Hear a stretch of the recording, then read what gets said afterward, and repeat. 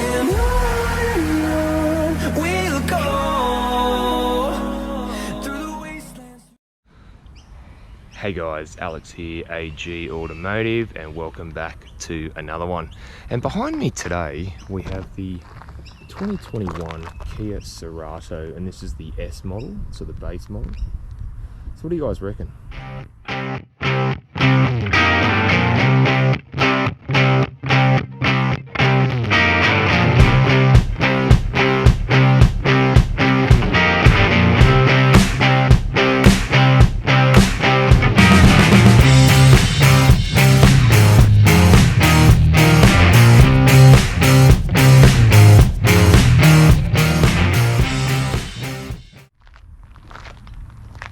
Alright, so we come around to the front here.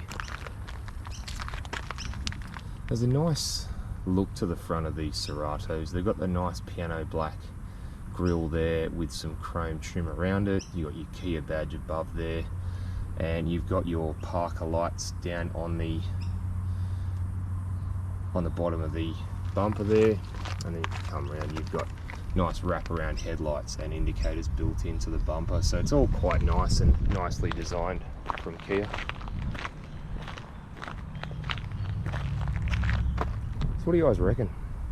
Drop me a comment below. Alright, so the Cerato wheels are 16-inch wheels, and they're just steel wheels, and they've got the dressy hubcaps on them as well. And they've got, they run Kumo tyres, which are really nice for road holding and low noise as well.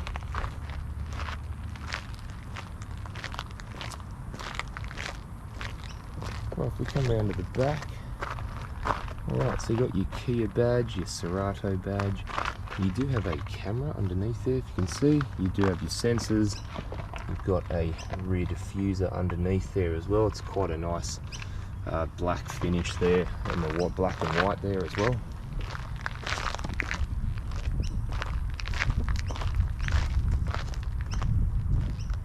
Alright guys, let's have a look inside. Alright guys, just going to have a look inside the Cerato. So you're pretty basic there. You've got hard plastics all around the door, a slightly different coloured trim piece around the handle there. You do have your window and mirror switches and some door pocket space there as well. Alright, so you do have nice Cerato floor mat there, and then you've got the nice cloth trim seats there as well.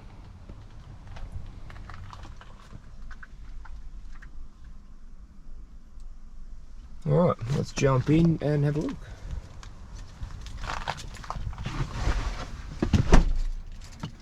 Alright, now the key.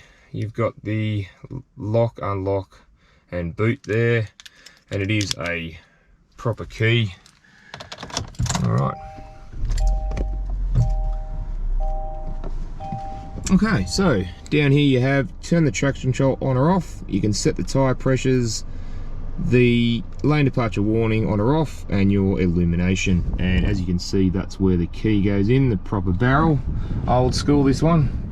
And I do like the ventilation, how they've done this. It's quite nice, looks like a bit of an aeroplane engine. So the dash is quite nice, laid out very well. You've got all the, you know, tacho, speedo, fuel and temperature gauge. Alright, the steering wheel. So you've got your audio controls on the left and your cruise control and your menu buttons on the right as well. Alright, so we have a quick look at the dash. You've got digital speedo, you've got the lane keep assist, attention level, and then you've got some user settings there as well, which is quite nice. Alright, you do have auto wipers. Sorry. You do have auto headlights, but just normal wipers, manual wipers there. Well, if we come over to the media center. So the media center is pretty basic, but also pretty good too. You do have Android Auto and Apple CarPlay, as you can see there. You've also got, if I go to the menus, Bluetooth phone, you've also got your quick guide, radio, media through your phone or a USB, and settings as well. So again, quite basic, but still quite nice. You do have some navigation buttons here, and like I said, my favorite, as you know, I do like the volume knobs as well and the tuning knob, so it's quite nice to see those still in cars today. So further down we have the hazard light switch, and you can adjust the flow of the ventilation out of the vents. Again, a nice touch. Further down you do have the air conditioning controls, pretty basic, just single zone air conditioning. And if we go further down, you have a spot for your phone there. It's just a holder, it's not wireless or anything, wireless charger. And then further down you have a 12 volt 180 watt power supply, auxiliary, USB, and a fast charger as well as a little bit of pocket space just down there. So gear selector, as you can see there, you got PRND, and then the sport mode. If I put into reverse, you can see the lines do move. Again, quite nice. Put back into park. You do have your parking sensors, you can turn them off or on, and you've got your drive modes here. So if you have a look on the screen here, you've got Eco, you've got Smart, and you've got Comfort. There's 3 modes there, but there actually is a 4th mode there. So if I put it into drive, and I pop it into sport mode, there you go, or the S mode, which is sport mode again. And if you go out of sport mode, it just goes back into what setting you had it on before. So further down we have 2 cup holders, and we've actually got this great big thing here. You probably don't really know what it is anymore because I haven't used them in cars for a very long time. It's actually a handbrake, an original handbrake. So this is quite nice. You get the best of both worlds. You get the safety features of 2021, plus you get a bit of old school technology driving wise. So yeah, a handbrake. Not many cars today have the proper handbrake there.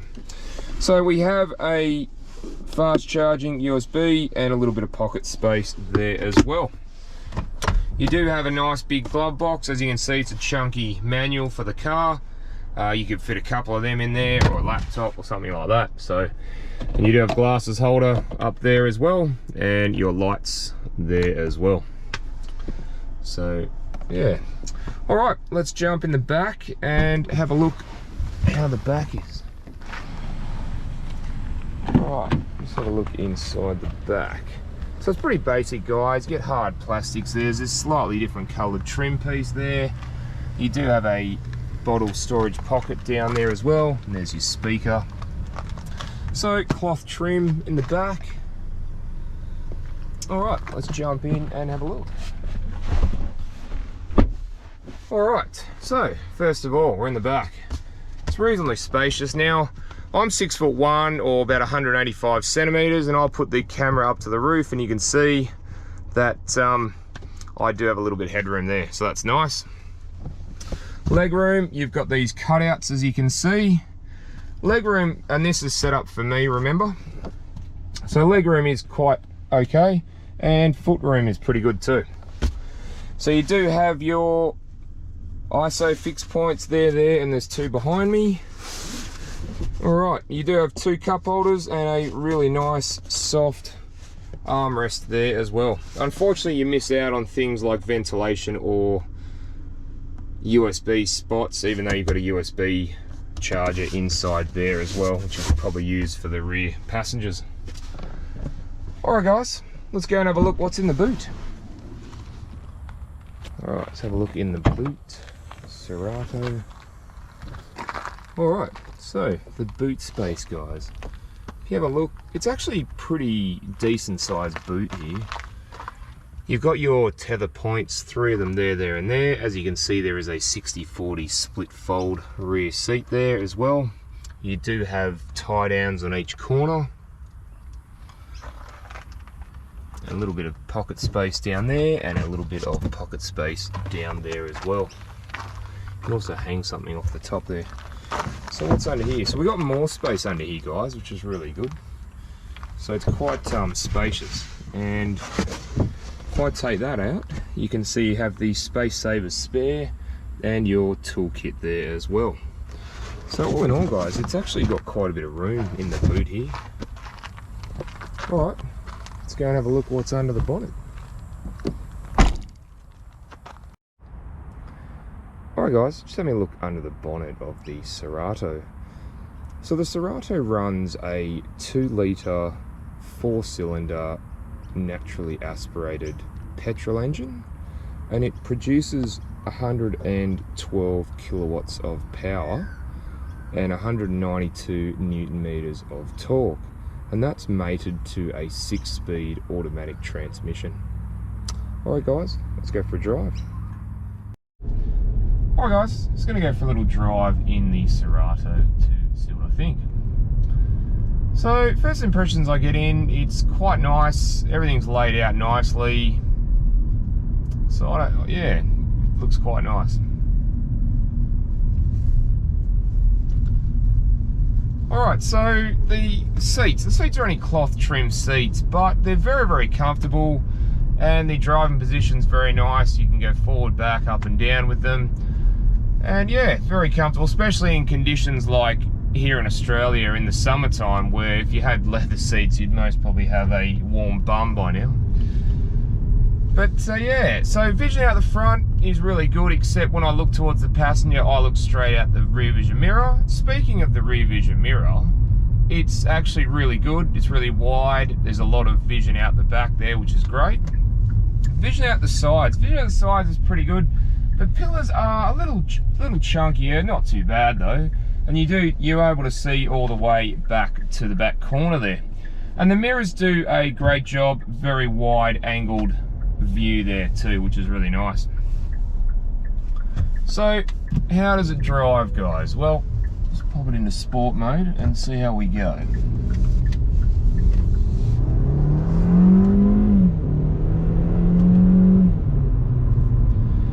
Yeah, look, not too bad, guys. It does probably make a bit more noise than actual go, but it gets up and goes from the 2 litre. It's got enough punch to get you up and going to 60, 80 Ks when you need to, which is really nice.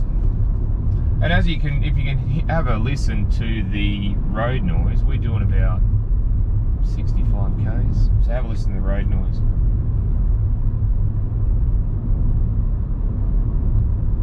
It's not too bad actually. You don't need to yell and scream at the passenger, which makes it really nice. So yeah, it's quite nice, guys. Comfortable, reliable. It's got your Bluetooth and your Android Auto, Apple CarPlay. It's got digital radio. You've got your drive modes there. Obviously you can go to Eco or Smart or Comfort. We'll just leave it on Comfort for now, or with my favourite, you can go into Sport mode, which livens it up a bit. So yeah, it gets up and goes in Sport mode. This is quite, yeah, so I don't mind it, guys. But yeah, it's got quite a array of features, things like auto headlights. I know there's things like, but people will say from the dinosaur ages, that things like the handbrake, it's a proper handbrake, not these finger brakes that they have now, that are integrated into the dash where you can't see them. Also a key, so actually start it with the key. There's no push button start on this one, which it's good because you get a bit of old school with new technology mixed in. So, you know, I quite like that, guys. I think that's a nice thing to have. But yeah, guys, look, that's pretty much it. So thanks for watching, and don't forget to like and subscribe, and I look forward to seeing you on the next one. All right, thanks, guys.